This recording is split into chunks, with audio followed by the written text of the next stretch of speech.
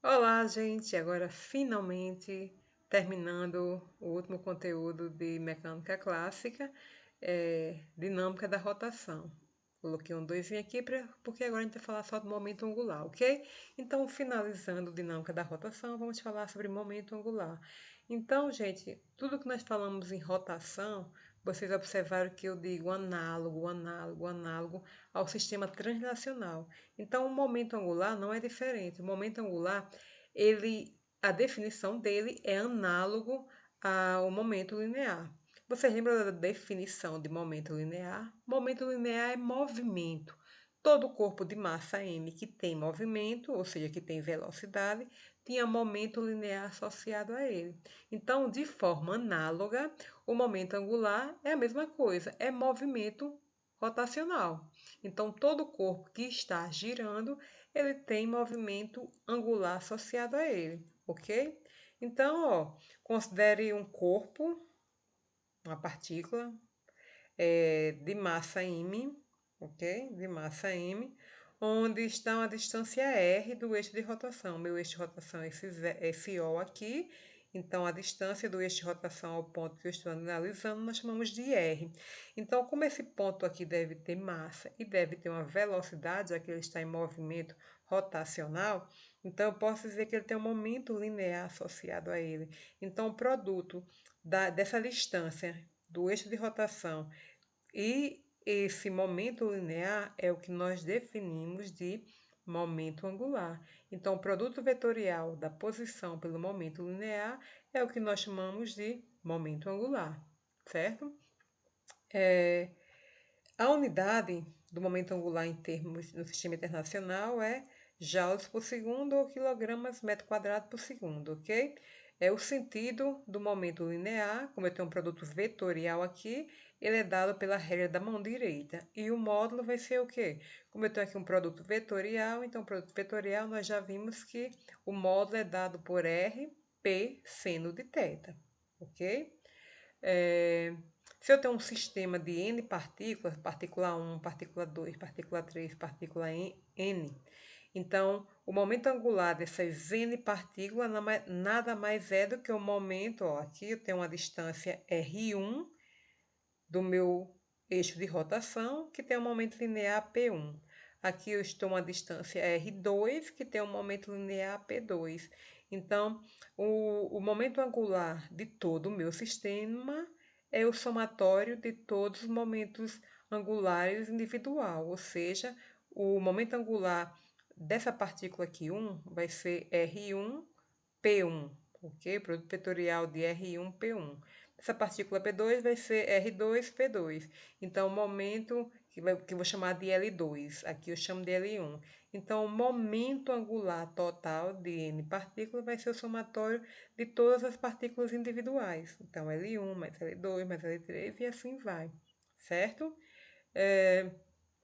Eu posso escrever minha definição de momento angular dessa forma, como produto vetorial da posição ou da distância vezes o momento linear, mas eu posso escrever também em termos de grandezas angulares, como velocidade angular. Então, nós sabemos que a definição do momento linear é o quê? Massa vezes velocidade. Então, massa vezes velocidade é minha definição de momento linear vezes a distância do eixo de rotação, que é r.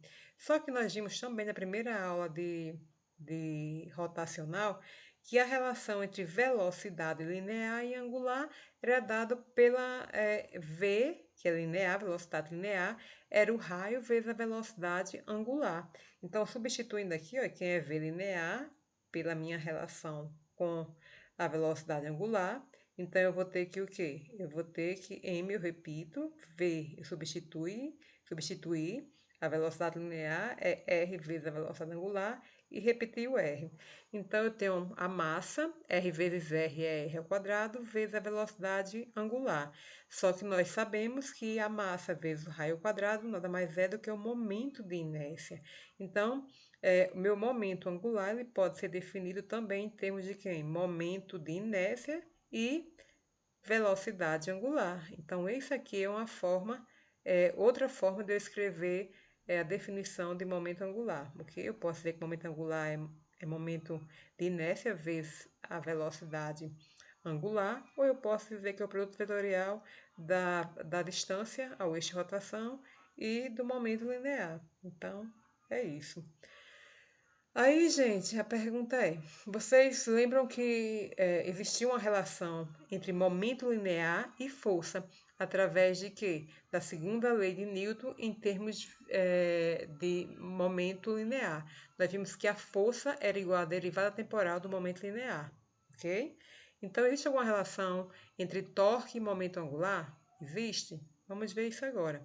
Então, vamos lá. Se eu pegar aqui a definição de momento angular e derivo essa equação em função do tempo, o que é que eu vou ter? Então, eu vou dizer que a derivada do momento angular vai ser o quê? A derivada disso aqui, certo? Então, eu peguei o primeiro termo e o segundo termo e estou derivando em função do tempo. Então, eu vou ter aqui o quê? Aqui, ó, a derivada do primeiro, aí repito o segundo, mais o primeiro vezes a derivada do segundo, não é assim? Então, eu tenho que aqui dr dt é velocidade, vetorial mv, que é massa vezes velocidade, é o produto vetorial de velocidade por velocidade, como eles vão estar paralelos, vai ser nulo, então esse termo aqui é nulo. Eu fico com esse termo aqui, né, que r vezes a derivada temporal do momento em relação ao tempo. Como eu já falei agora, quem é a derivada do momento linear em relação ao tempo? É a força, que é a segunda lei de Newton. Então, a derivada do momento angular em relação ao tempo vai ser igual a quem? Vai ser igual a R, que eu repito, vezes a força. Então, quem é o produto vetorial da distância vezes a força? Nós já vimos isso aqui, é o torque. Então, agora eu vou dizer que torque, ó, nada mais é do que a derivada temporal do momento angular. Se nós analisarmos, é análogo ao que? A definição de força. Nós vimos que força é a derivada temporal do momento linear. Agora, estou vendo que torque é a derivada temporal do momento angular. Então, ou seja, novamente eu tenho um análogo dessas duas definições, ok? Aí, ó, aqui, torque é o raio pela força, né? Força está azul. E momento angular é o raio pelo momento linear, que é o verde, ok? Só para ilustrar.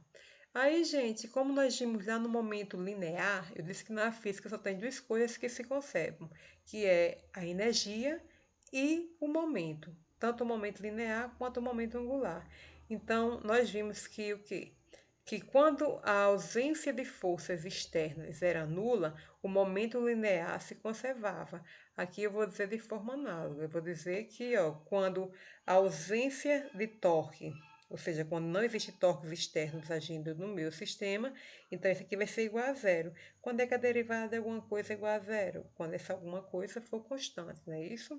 Então aqui, ó, o torque resultante vai ser igual a quando o torque resultante for igual a zero, eu vou ter que a derivada do momento linear vai ser o quê? Igual a zero.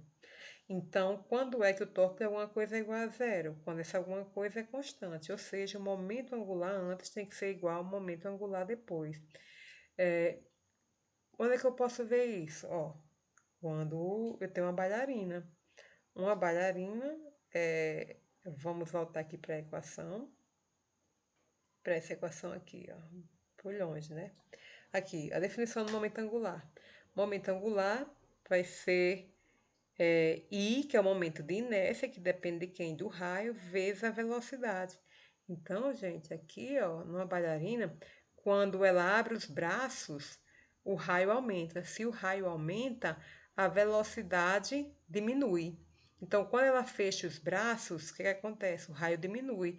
Se o raio diminui, a velocidade aumenta. Então, isso se chama conservação do momento angular. Ou seja, quando eu abro os braços, meu raio aumenta. Se meu raio aumenta, minha velocidade tem que diminuir para isso aqui ser igual a relação depois. O que é a relação depois? Meus braços fecham, então eu vou ter um raio menor. Para esse valor ser igual ao valor anterior, a minha velocidade tem que aumentar. Então, quando a bailarina fecha os braços, a sua velocidade aumenta. Olha aí, ó. Tá vendo? Fecha os braços, a velocidade aumenta. Então, isso aqui é conservação do momento angular. Então, uma bailarina lá dançando, nós temos momento angular relacionado a ela. Aqui também, outro exemplo de momento angular, é a roda, ela é dada a esse homem, e à medida que ele vira aqui esse eixo, virou o eixo, tá vendo? Então, para conservar o momento, que inicialmente era nulo, aí ele se movimenta. Ó, quando ele coloca a roda no meu eixo vertical, ele para de movimentar, tá vendo? Vamos voltando, vamos lá, novamente a figura. Quando o eixo está aqui na minha vertical, ele não se movimenta. Colocou a roda na minha horizontal, ó, aí ele começa a se movimentar. Para quê? Para que haja uma conservação do movimento, ou seja, ele se movimenta para um lado e a roda para o outro, para que o momento angular resultante seja nulo, ou seja, nesse caso se conserve, ok? Mesma coisa aqui, ó, da bailarina, abriu os braços, quando abriu, aqui é melhor porque dá para ver, né, a parte matemática. Abriu os braços, então o momento de inércia aumenta, porque o raio aumenta, então a velocidade diminui. Quando ele fecha os braços, então a velocidade aumenta, já que o raio diminui, ok? Mesma coisa aqui. Aí, para finalizarmos, o que é que nós vimos? Aqui eu tenho uma tabela de analogias. Nós vimos que a energia cinética antes era um meio de mv ao quadrado no sistema transnacional. Agora vai ser um meio de I ômega ao quadrado. Nós vimos que para um sistema esteja em equilíbrio, a força antes era igual a zero. Agora o torque é igual a zero. A segunda lei de Newton para o sistema transnacional era dada por massa vezes aceleração. Agora torque vai ser momento de inércia vezes aceleração. Outra forma de escrever a segunda lei de Newton era através da definição de momento linear, que era a derivada temporal do momento linear. Agora, nós podemos escrever como a derivada temporal do momento angular. Antes, nós tínhamos que o momento, o linear, era mv. Agora, o momento angular é i ômega, que é a velocidade. A conservação do momento linear era que o momento antes tem que ser igual ao momento depois. Agora, da mesma forma, só que o momento agora é momento angular. E a potência antes era força vezes velocidade, que a gente viu na aula anterior. Agora é torque vezes velocidade angular. Então, assim, nós terminamos todo o conteúdo de mecânica clássica, gente. Então, caso vocês tenham dúvida, vocês me procuram, ok? Então, até a próxima e joinha.